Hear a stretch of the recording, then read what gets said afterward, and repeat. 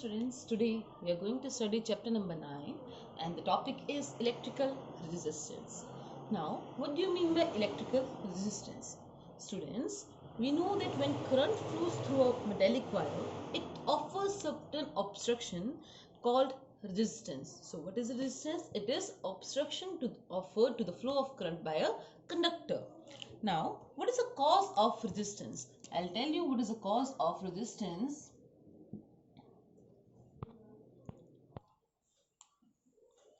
Now we'll study what is the cause behind your electrical resistance. Suppose you have a metal wire and it has free electrons which move in a random motion in the absence of any cell, right?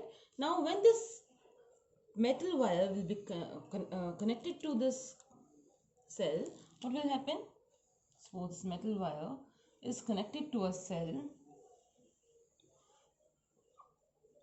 Suppose this is the positive terminal of the cell and this is the negative terminal of the cell. We have studied earlier also, the longer vertical line represents positive terminal and the shorter vertical line represents your negative terminal. When this metal wire is connected to a cell, electrons will start flowing from negative terminal to positive terminal. As we all know, students, that electrons flows from the negative terminal of the cell to the positive terminal of the cell. Now see, electrons will flow from negative terminal to the positive terminal of the cell. Now during this, when the electrons will flow, they collide with the positive ions present in the wire, right? So due to this collision, they offer certain obstruction to the flow of current, and this is known as your electrical resistance. Remember students that when the cell these ions are moving, they collide with the fixed positive ion and other free electrons also, right? Due to which their speed decreases. Their speed decreases means their direction of motion also changes. When the direction of motion changes, they offer resistance, right? As a result, electrons do not move in bulk with speed, but they drift towards the positive terminal. So this is the cause of your electrical resistance. Remember students, again I am repeating that this electrical resistance, it is the obstruction offered to the flow of current. Means some electrons are not moving with the flow there. There is certain obstruction, maybe due to collision with the positive ions or other negative ions present in the metal wire. Next topic which we are going to study is very important, that is your Ohm's law. Now what do you mean by Ohm's law? Students, remember that according to Ohm's law, if a current I flows through a wire and when a potential of V is across the ends of the wire, then the resistance in the wire will be equal to the ratio of potential difference and the current flowing through the wire. So we can say resistance, which is denoted by letter R, it is equal to V upon I, where V is your potential and I is the current, right? So we can also write this statement as V is equal to IR, that is potential difference is equal to product of current and resistance. This is the Ohm's law, or you can define Ohm's law also, that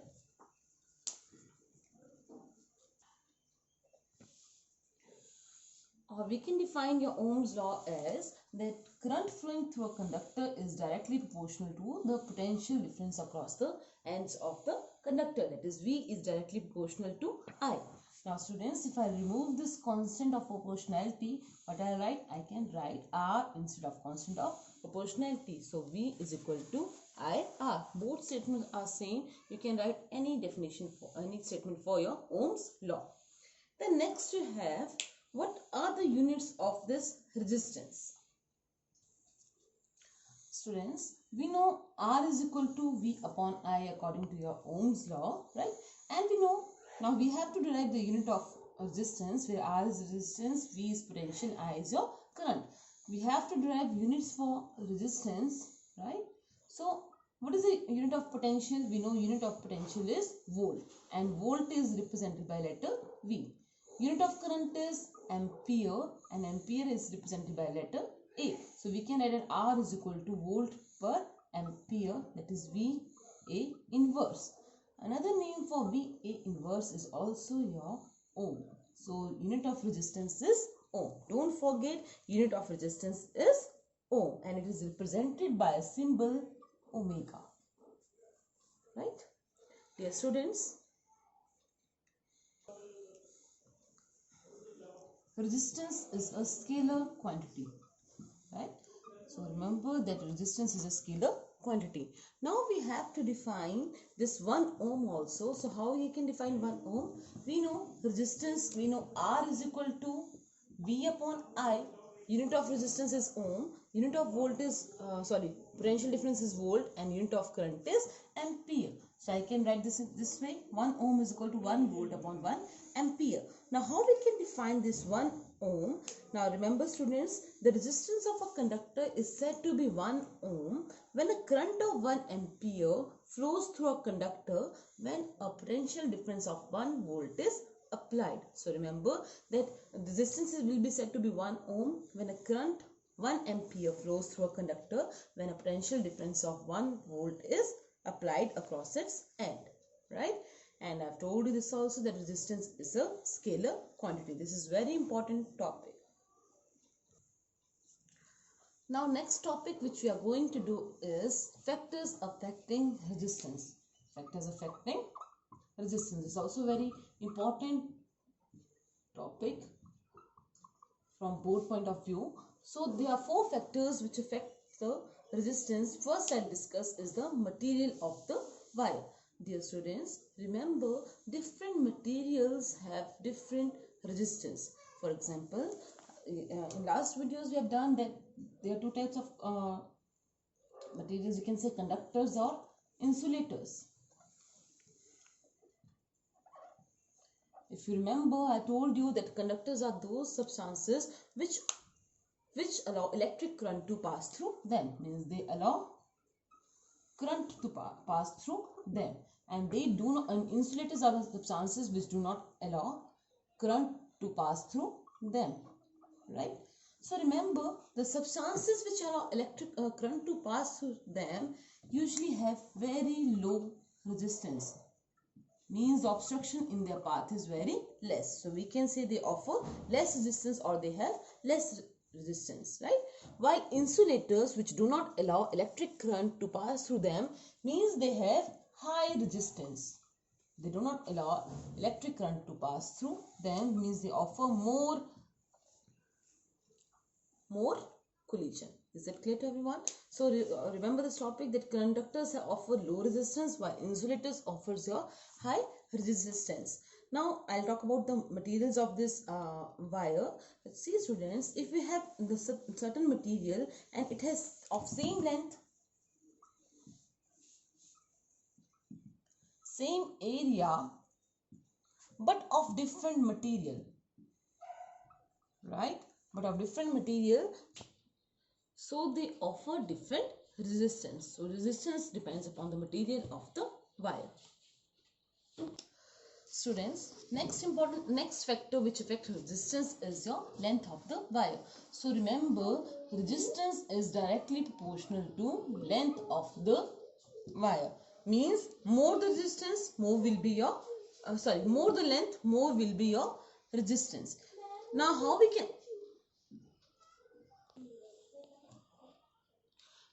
can say the length of the length affects the resistance? Students, remember the number of collisions suffered by the electrons will be more if they have to travel longer distance. Suppose you have 2 wires, one of, let us say, 5 meter, other one length of 3 meter. So the resistance offered by 5 meter wire will be more as compared to the 3 meter wire, because the electrons has to travel more distance in this 5 meter wire and they will suffer more collision as compared to the 3 meter wire. So more the length of the wire, more will be the resistance. Now student, remember, next is the third factor which affects resistance is the area of cross section of a wire. So remember that resistance is inversely proportional to the area of cross section of a wire. What do you mean by inversely proportional to the area of the cross section of the wire? Students, remember if the area is less, right, your resistance will be more. Suppose this is the area, this is your resistance. So if the area is less, resistance will be more. If the area is more, resistance will be less. So if you have two wires, suppose you have a thick wire and you have a thin wire, right? If you have thick wire and you have a thin wire, which will offer more resistance? As I've told you, more the area, less is the resistance. Less the area, more will be the resistance. So this thin wire will offer more resistance, while this thick wire will offer less resistance. Why? Because electrons in this thick wire gets larger area of cross section to flow as compared to the thin wire. Means electrons can flow easily in this thick wire, and the chance of collision is very less. While in this thin wire, electrons may collide more, and I've told you more collision means more is the resistance. So this was a third factor which affects the resistance. Remember, resistance is inversely proportional to area. Next, fourth factor which affects the resistance of a conductor is temperature of a wire.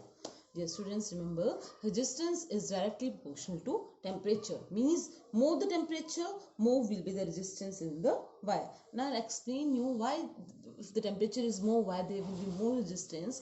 Remember students, if the temperature of the wire increases, the ions will vibrate more, right? So electrons, the ions will vibrate more, means more collision will be there, and as the number of collision increases, the resistance also increases. So remember, as the temperature increases, your collision between the ions or electrons, it increases. Hence I've told you, if collision increases, your resistance also increases. So this was all about the factors affecting the resistance and what is the cause of resistance and Ohm's law.